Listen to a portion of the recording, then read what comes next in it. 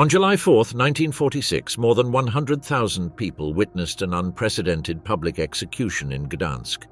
11 former officials of the Stutthof concentration camp were hanged on a hill in front of the crowd.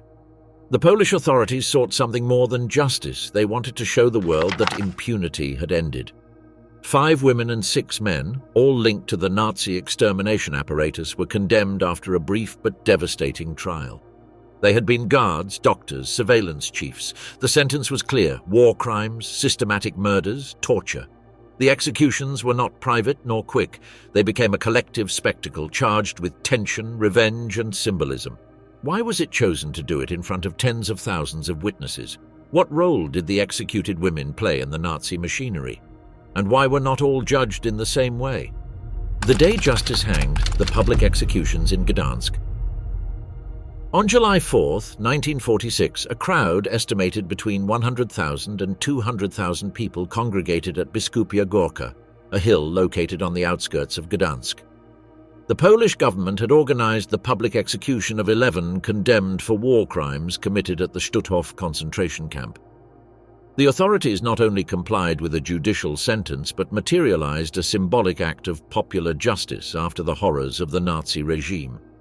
The gallows were built on elevated platforms designed specifically to allow direct observation of the entire population present.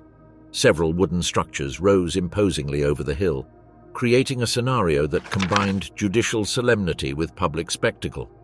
The magnitude of the event responded to social interest in seeing those directly responsible for war crimes punished, as well as to the need of the new Polish state to reaffirm its authority over the recently liberated territory.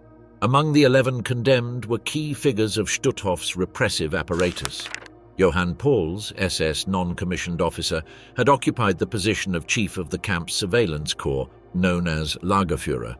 His responsibility encompassed direct supervision of the camp's daily operations, including executions and maintenance of the terror regime that characterized Stutthof during its years of operation.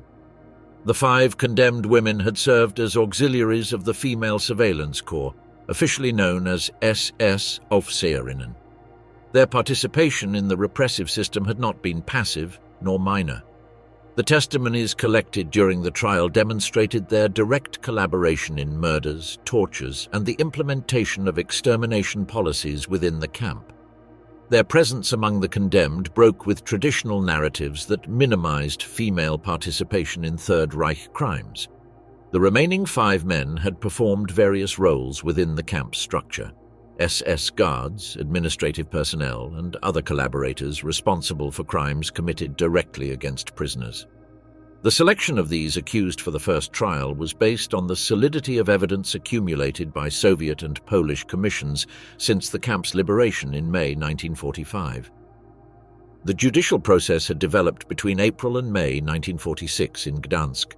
The tribunal was composed of Polish judges who acted based on the decree of August 31, 1944, a special law issued by the Polish Committee of National Liberation that allowed the prosecution of war criminals and Nazi regime collaborators on Polish territory.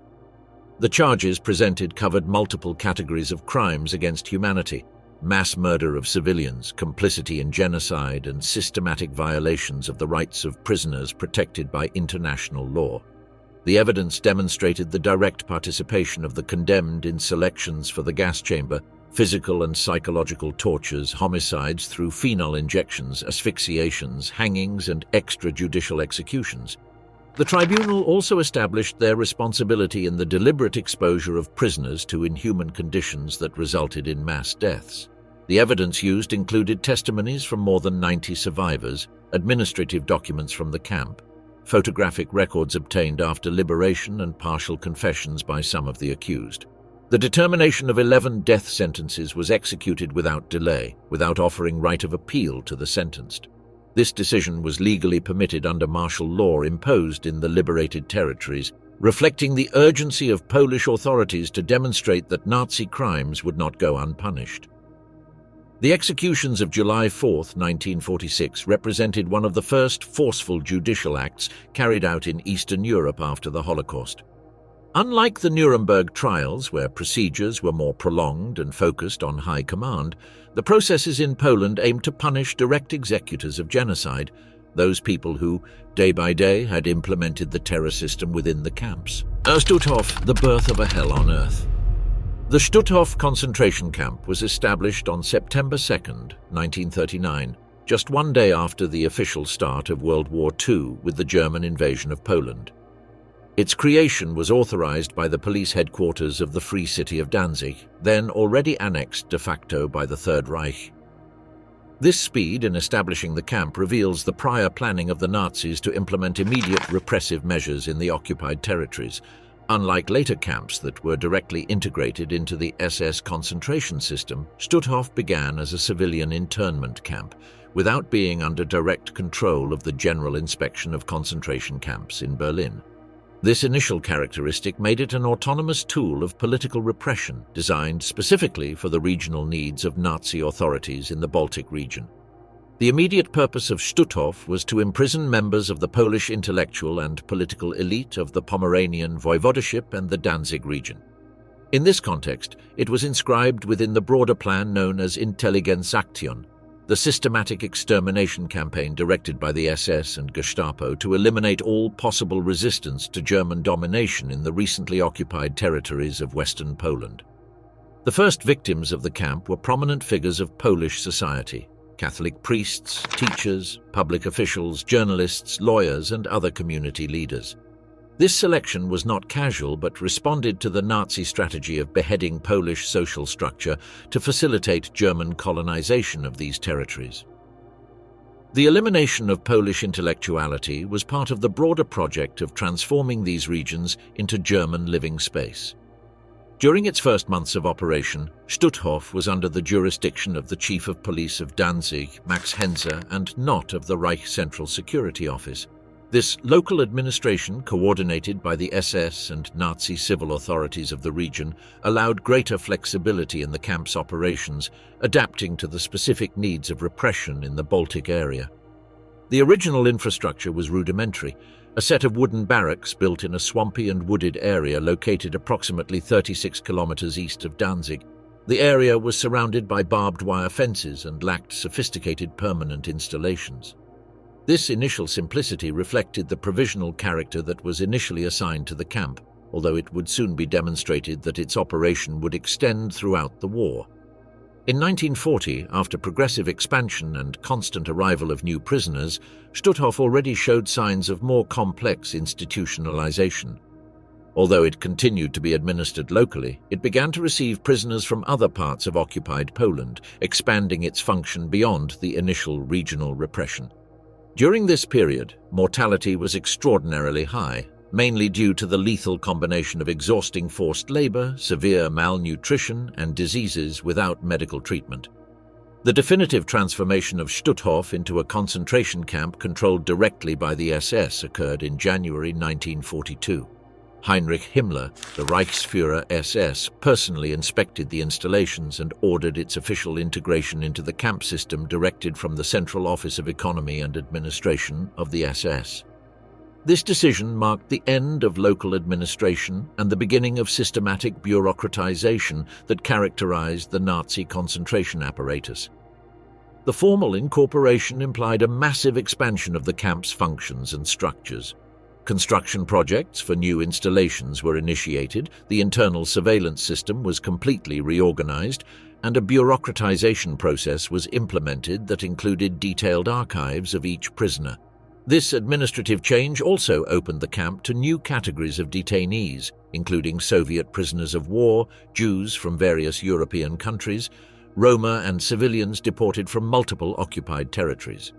From 1941, Soviet prisoners of war arrived, considered subhuman by Nazi ideology and treated with extreme brutality. Thousands of these men died within weeks, many times without even being formally registered in the camp's archives. Their systematic elimination was part of the war of extermination that the Nazi regime had declared against the Soviet Union. In 1944, after Himmler's decision to evacuate many eastern camps before the unstoppable advance of the Red Army, Stutthof became a crucial receiving center for Jews deported from Lithuania, Latvia, and the large camps of Auschwitz and Riga. This massive influx was part of the last desperate attempt of the regime to accelerate the implementation of the final solution before its inevitable defeat. It is calculated that approximately 50,000 Jews were deported to Stutthof during 1944, creating conditions of extreme overcrowding that exacerbated mortality. The final typology of prisoners was extraordinarily diverse, from members of the Polish resistance, homosexuals, Jehovah's Witnesses, and common prisoners, to Jewish women and children considered unfit for slave labor. Stutthof experienced a significant structural transformation during its years of operation. What began as a modest installation became an industrial and extermination complex divided into multiple specialized sectors: prisoner zones separated by gender, SS quarters, surveillance towers, crematoria, gas chambers, kitchens, infirmaries, and extensive administrative areas. The main infrastructure was delimited by high-tension electrified fences and security systems that made virtually impossible any escape attempt. The camp also included an industrial zone where prisoners were systematically exploited to produce goods, especially for German armament companies like DAW, Focke-Wulf, Steyr, and other corporations that operated through lucrative agreements with the SS administration. One of the most notorious particularities of Stutthof was its functional flexibility.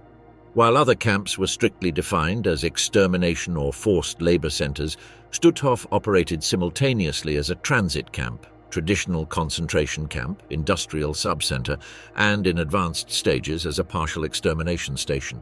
This multivalent nature made it a key point for redistributing prisoners to other lethal destinations like Auschwitz or Gross Rosen, but also a final node for thousands who were never transferred. The camp's evolution also reflected the strategic priorities of the Nazi regime in each phase of the war. During the first years, the main objective was control of the local Polish population through fear and selective elimination. Between 1939 and 1941, more than 70% of the inmates were Polish citizens arrested for political reasons or for belonging to cultural, religious, or academic institutions.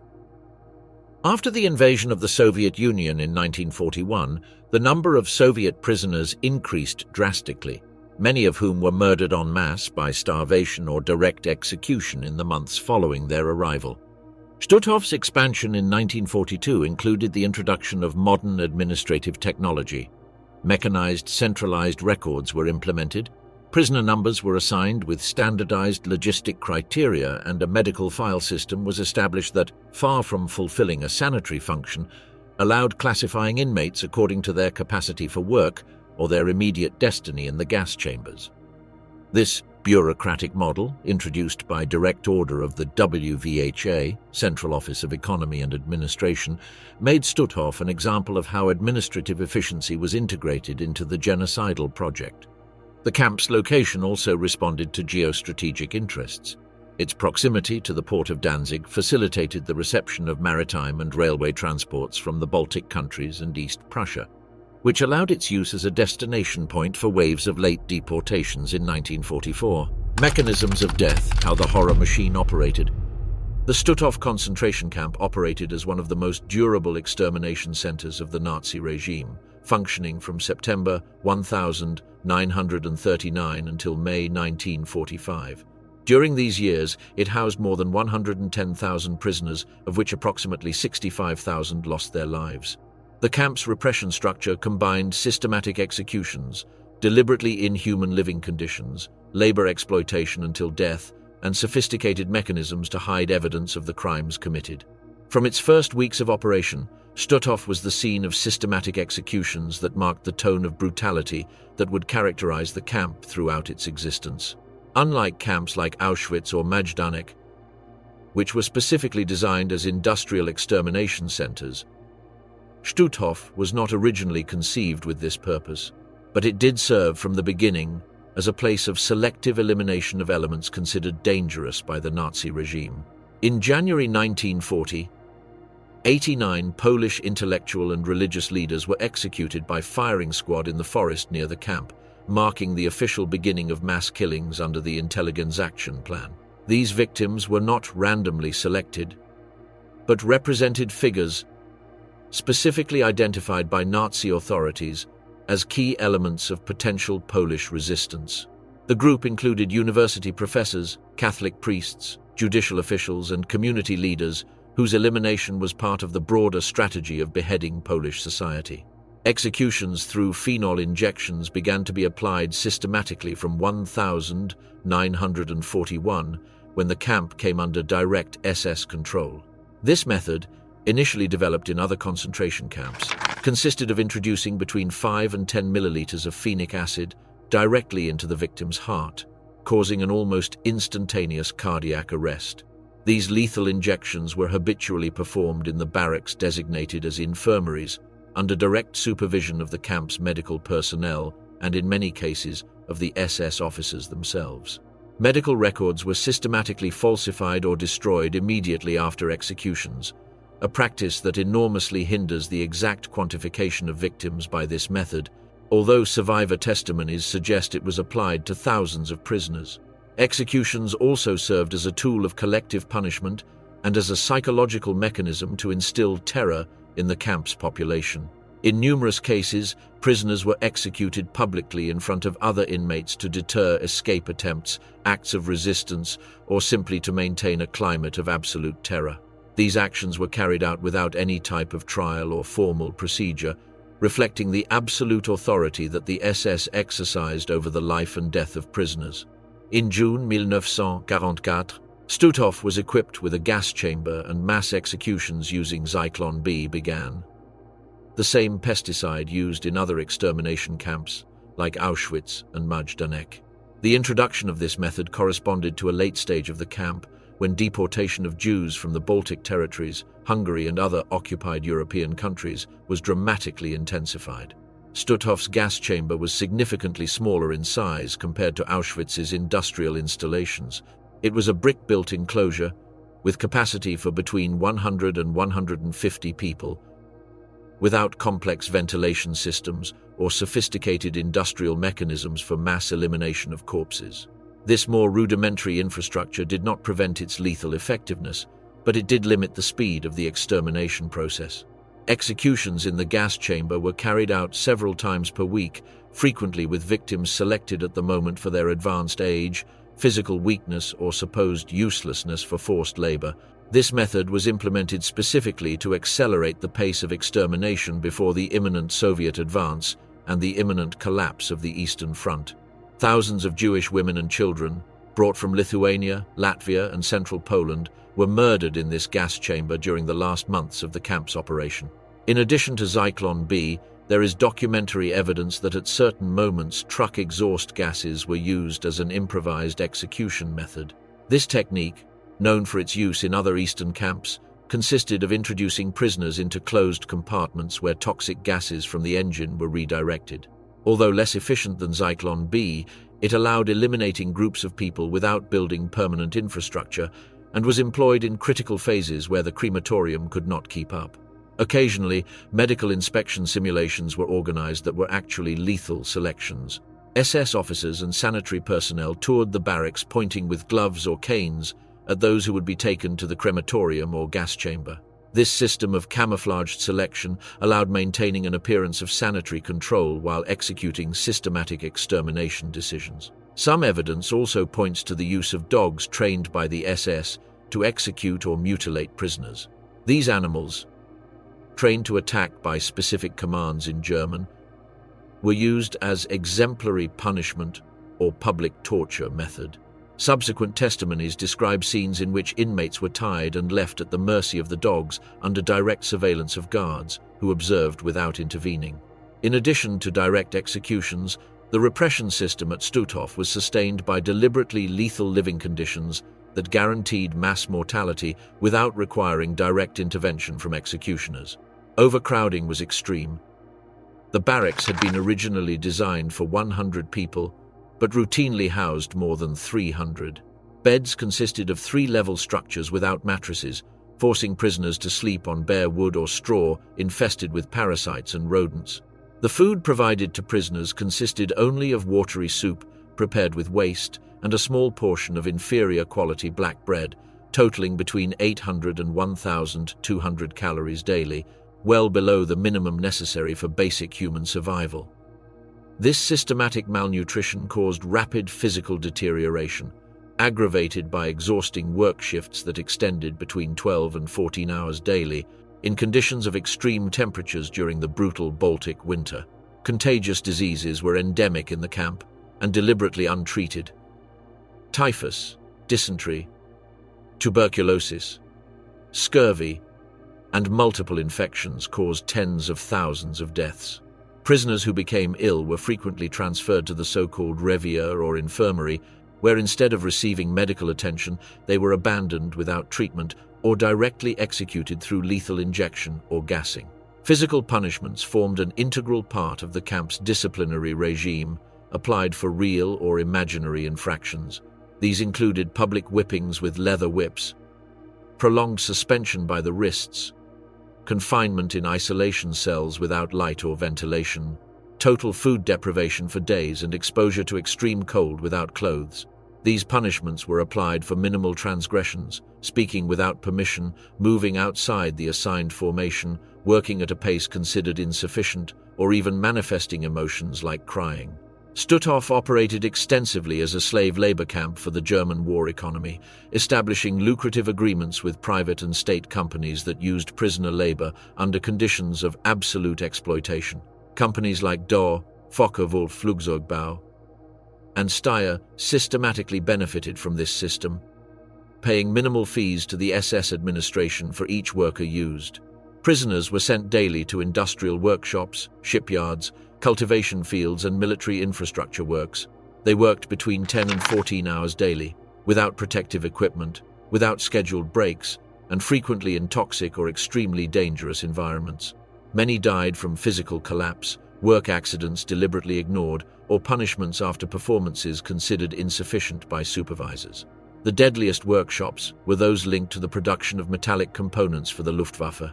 There, prisoners manipulated flammable or toxic materials without masks or gloves, exposed to extreme temperatures and prolonged shifts. Burns, inhalations, and fainting were common. They were not allowed to stop. Those who fainted were removed with shovels or carts and rarely survived the next day. Some prisoners, considered unfit for work but still usable, were assigned to latrine cleaning tasks or corpse transport. This intermediate category had a life expectancy of barely weeks. Constant proximity to decomposing bodies and lack of hygiene guaranteed rapid death by infection or immunological collapse. These tasks were seen as punishments disguised as minor functions, and those who fulfilled them knew they had no return. Stutthof's subcamps network, especially in places like Proust, Bromberg, and Thorn, was also used intensively for this purpose of labor exploitation. The camp administration received regular payments for each worker provided, effectively converting prisoners into profitable economic units for the SS system. This monetization of human life represented a particularly cynical form of economic genocide. Forced labor was not simply a form of economic exploitation, but an additional and deliberate tool of extermination. The weakest prisoners were required to achieve physical performances impossible to reach, guaranteeing their accelerated deterioration and death in a few months. This strategy allowed camp administrators to maintain productivity statistics while simultaneously eliminating the prisoner population. With the unstoppable advance of the Red Army in 1944 and early 1945, camp authorities began a systematic and desperate campaign of evidence elimination. This operation included mass cremation of corpses accumulated in mass graves, complete destruction of compromising administrative documents, and dismantling of extermination installations. Stutthof's crematorium, originally installed to incinerate individual bodies discreetly, was expanded and modified to process up to 150 corpses daily. However, this capacity proved insufficient given the volume of deaths, so authorities resorted to mass burial in open pits, excavated in the surrounding forests, and burning bodies in the open air using improvised fuel and wood from the barracks. The SS specifically ordered the exhumation of old graves to incinerate previously buried remains. Those in charge of these operations were called temporary Sonderkommandos, recruited among the weakest prisoners, with the false promise of possible commutation of sentence. In practice, their function was to transport, stack, incinerate and bury corpses, then be executed by the SS and buried alongside the remains they had tried to hide. The few survivors who managed to escape related chilling details about the permanent smell of burned flesh, the mixture of human remains with mud and snow, and the use of gold teeth extracted before cremation. These desperate actions sought to prevent the Allies from being able to completely document the magnitude of the crimes committed and establish specific responsibilities. Despite these systematic concealment efforts, when the camp was finally liberated in May 1945, Soviet forces found irrefutable evidence of extermination. Unburied human remains scattered across the terrain, cremation installations still smoking, mountains of clothing and personal objects of victims, and incomplete but sufficient documentation to confirm the murder methods employed and the industrial scale of genocide perpetrated at Stutthof. The SS women, female participation in Stutthof. Female participation in Third Reich crimes represents one of the most disturbing and least understood aspects of the Nazi genocidal apparatus. At the Stutthof concentration camp, more than 130 women served as guards between 1942 and 1945, performing crucial roles in implementing the terror and extermination system. These women, formerly known as SS Aufseherinnen, were not simply passive observers, but active participants in the Nazi death machinery. The recruitment process of these women began with public calls directed at young German women, generally between 20 and 35 years old, to support the war effort in functions considered appropriate for their gender. Many of them came through the Bund Deutsche Mädel, the female branch of the Hitler Youth, where they had received years of ideological, physical and disciplinary training that psychologically prepared them to accept and participate in acts of extreme violence. As the conflict intensified and the Eastern European camp system expanded exponentially, the need for personnel increased dramatically, leading to more intensive recruitment campaigns in regions near the camps, such as West Prussia and the Danzig region. Nazi authorities presented these positions as opportunities for patriotic service, offering relatively attractive salaries, accommodation, and the possibility of promotion within the camp hierarchy. New recruits were trained in specialized sub-camps like Bromberg-Ost, where they received instruction not only in basic surveillance and physical punishment techniques, but also in methods for conducting inspections, carrying out selections for forced labor, and participating in logistical management of prisoners during mass transfers. The training program lasted between 4 and 6 weeks and included intensive ideological indoctrination about the fundamental principles of National Socialism and the supposed scientific foundations of the Jewish question. The Aufseherinnen were organized in an internal hierarchical structure that ranged from simple supervisor to the rank of Oberaufseherin or chief supervisor, a title reserved for women with responsibilities over entire blocks of the camp or administration of several sub-camps simultaneously. Although they generally worked under male supervision of SS officers, they enjoyed significant operational autonomy in direct treatment of prisoners, autonomy that frequently translated into systematic abuse and documented excesses. Jenny Wanda Bachmann represents one of the most notorious cases of female brutality at Stutthof. Assigned to the camp in 1944 at the age of 22, she quickly distinguished herself for her sadistic attitude toward female prisoners whom she routinely beat, publicly humiliated, and arbitrarily selected for the gas chambers. Her physical presence, considered attractive and elegant by conventional standards, generated in prisoners a disconcerting mixture of fear and horror, earning her the nicknames Beautiful Beast and Beautiful Spectre. Bachmann had initially aspired to a career as a fashion model in Hamburg, using her natural beauty for commercial opportunities. However, the ideological call of the Nazi regime and the power opportunities offered by the concentration system attracted her toward a completely different trajectory. Her camp companions nicknamed her Beautiful Beast and Beautiful Spectre, names that captured the disturbing contradiction between her physical appearance and her systematic brutality. Gerda Steinhoff rose with extraordinary speed to become one of the highest-ranking guards in the entire Stutthof system, Her role was fundamental in supervising subcamps like Bromberg-Ost, where she actively participated in selections for death and personally supervised executions. Despite having a small child at home, she stood out for her complete absence of empathy and her enthusiasm for the most violent tasks assigned to guards. Wanda Klaff, although more reserved in her public behavior, was no less brutal in her actions. She was initially assigned to the Proust subcamp and later to Rusoshin, where she developed a particular reputation for her methodology in physical punishment. Survivor testimonies describe her as a methodical woman who had established daily routines of beatings to female prisoners during morning roll calls using whips, canes, and improvised blunt objects. Her systematic approach to punishment included cruel innovations like forcing female prisoners to choose between leaving through the main door of the barracks, where she waited with the whip, or jumping through windows, frequently resulting in more serious injuries. This false choice exemplified the psychological sophistication of torture she had developed, combining physical pain with psychological trauma in ways that maximized suffering. Ewa Paradis, specifically trained in 1944, was sent to the Bromberg-Ost subcamp, where she developed especially cruel practices that included the use of ice water poured over naked bodies during the Baltic winter, in addition to her regular participation in daily selections to determine who would live and who would be sent immediately to death.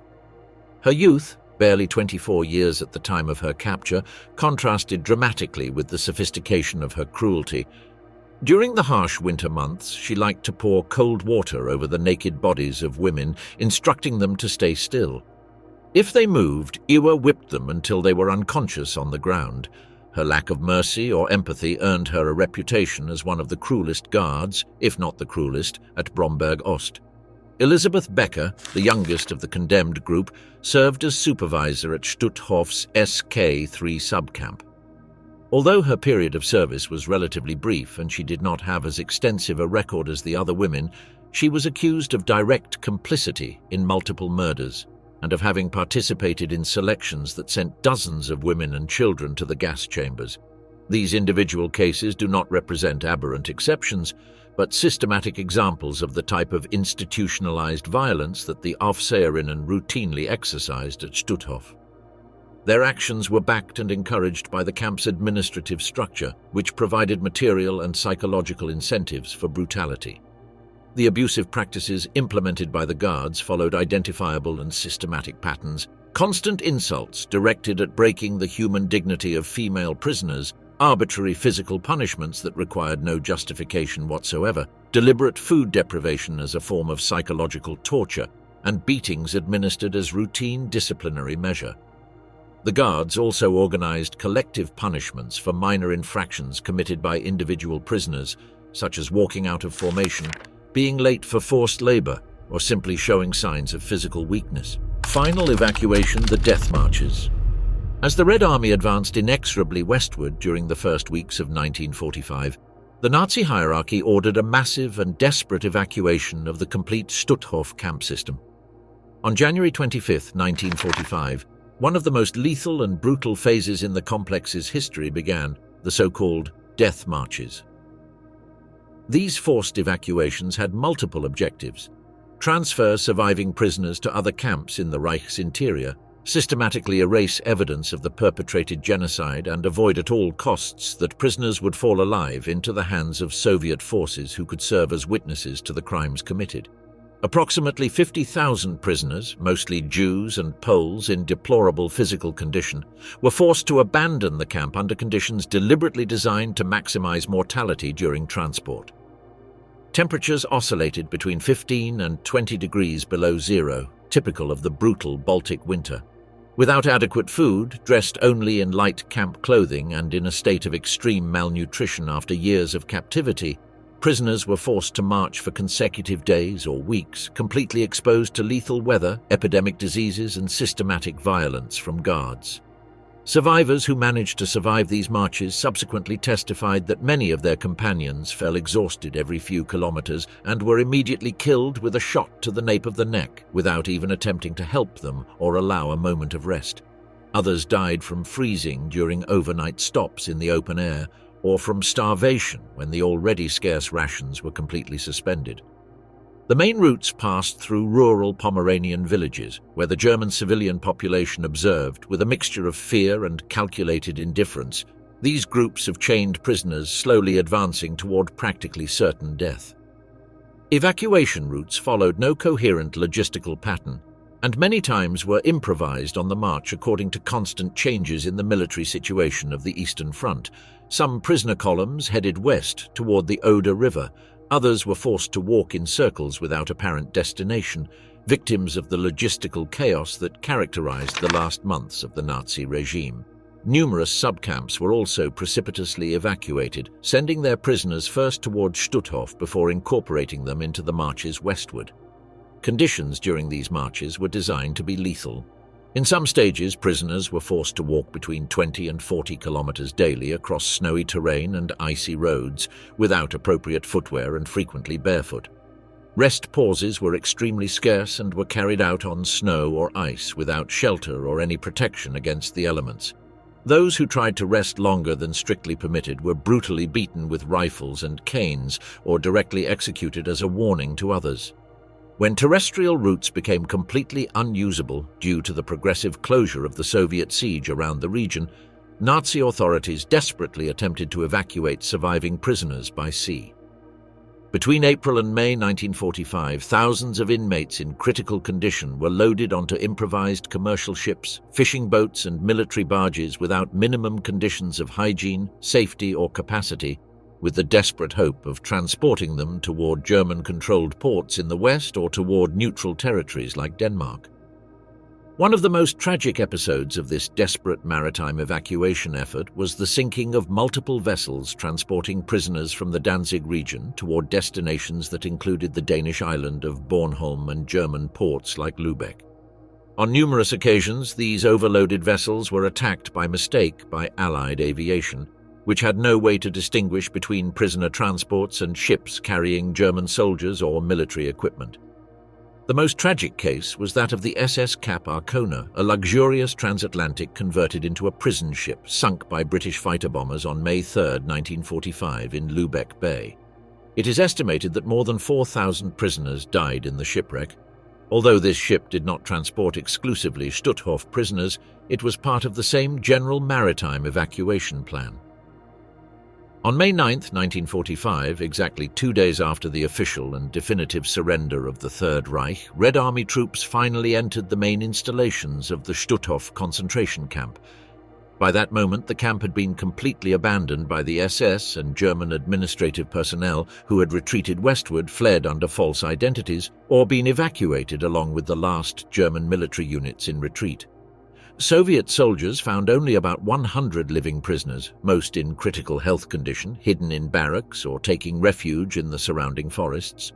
These survivors represented a minimal fraction of the approximately 110,000 prisoners who had passed through Stutthof and its subcamps installations since the beginning of its operation in 1939. Soviet forces found the camp in a state of almost total collapse and destruction.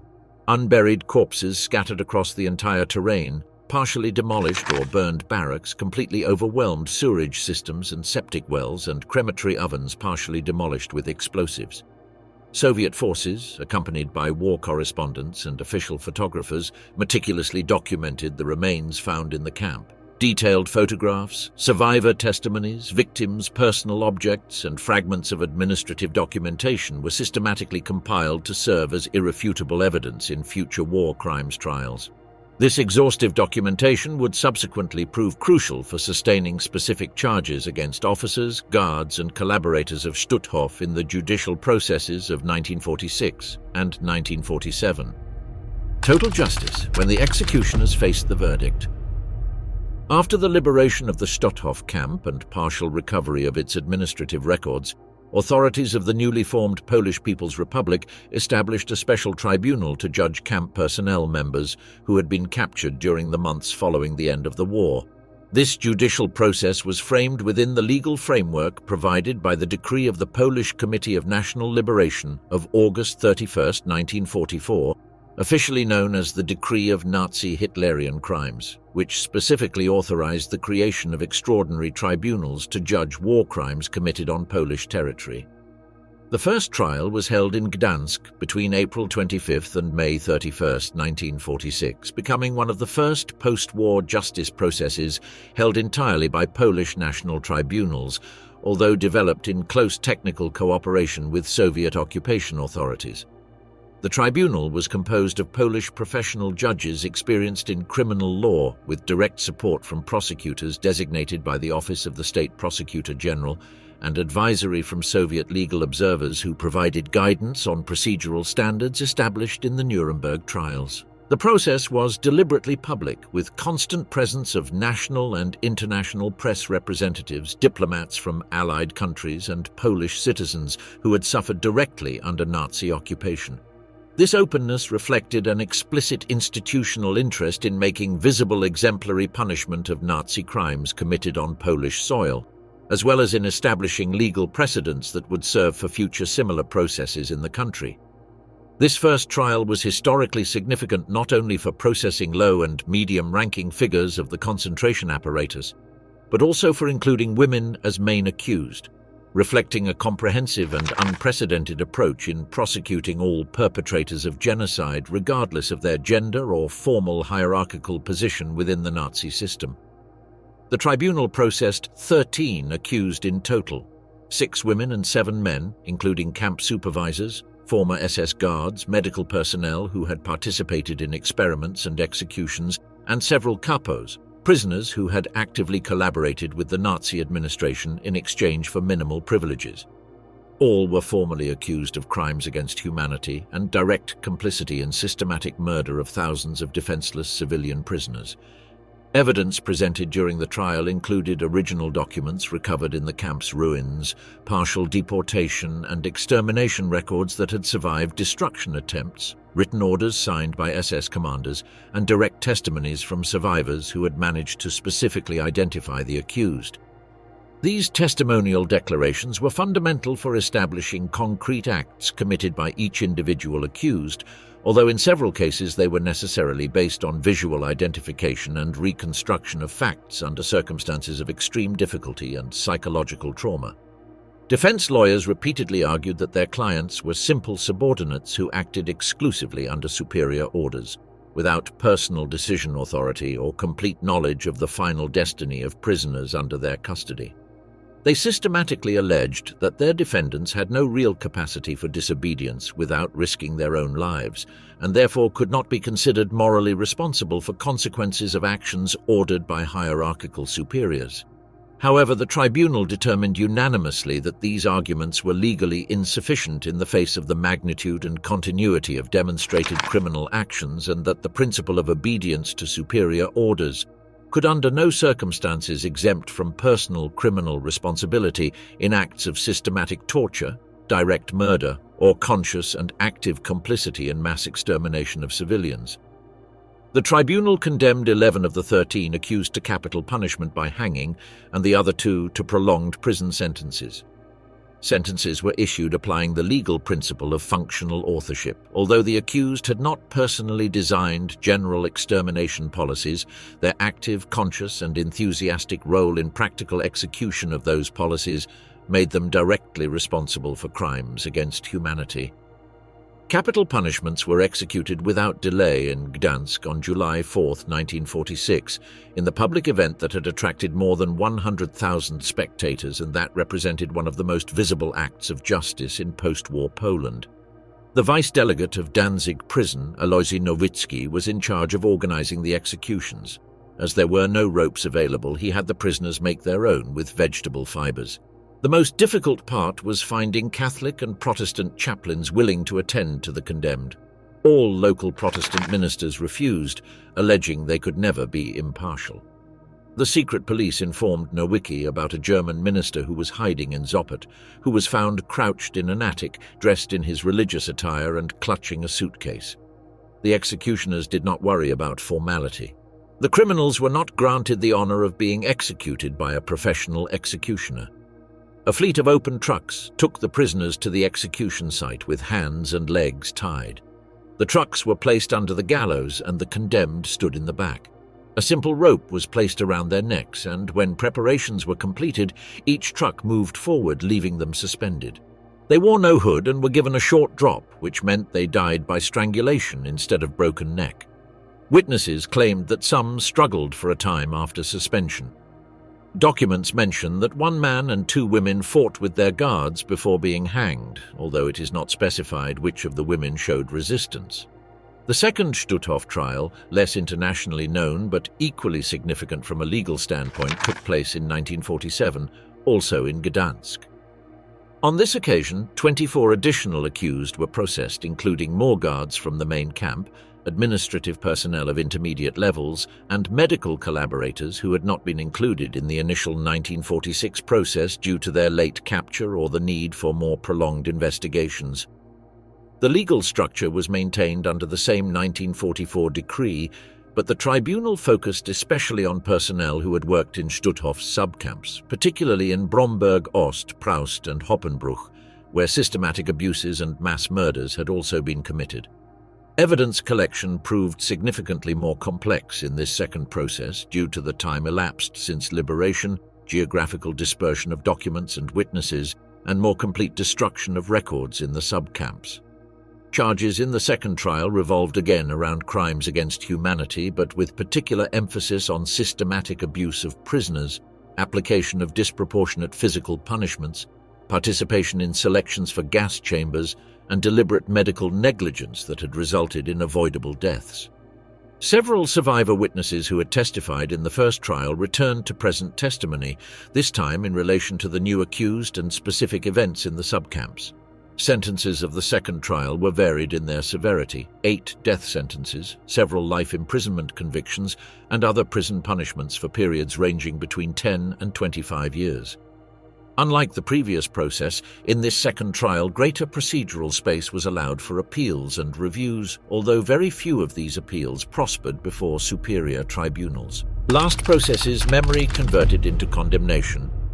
For decades after the immediate trials of 1946 and 1947, German justice avoided systematically prosecuting the majority of those involved in the concentration camp system. Except in cases where direct participation in murders was demonstrated, tribunals considered insufficient mere membership in the genocidal structure, which left thousands of key collaborators unpunished. This restrictive approach began to change in 2011 with the trial of John Demjanjuk, which marked a turning point. German tribunals determined that consciously participating in the daily operability of an extermination camp, even without personally killing, was sufficient to impute complicity in genocide. This doctrine recognized the systemic character of the Holocaust and extended criminal responsibility beyond direct executioners, encompassing from surveillance personnel to administrative workers. This change was driven by a new generation of judges and prosecutors without ties to Nazism, and reflected a turn toward more structural justice, which no longer tolerated defense based on peripheral functions or passive obedience to the regime. Under this new legal perspective, the Stutthof camp returned to the center of criminal debate. Johann Rechbogen, former camp guard, was processed in 2018 at 94 years old. He was accused of complicity in hundreds of murders committed between 1942 and 1944. Although the trial did not reach sentence, suspended due to his fragile health condition, the case reflected the ethical and practical dilemma of judging war crimes committed more than 70 years ago by elderly accused. Another emblematic process was that of Bruno Day, judged in 2020 in Hamburg. At 93 years old, he was declared guilty of complicity in the murder of more than 5,000 people, having served as a tower guard at Stutthof between 1944 and 1945.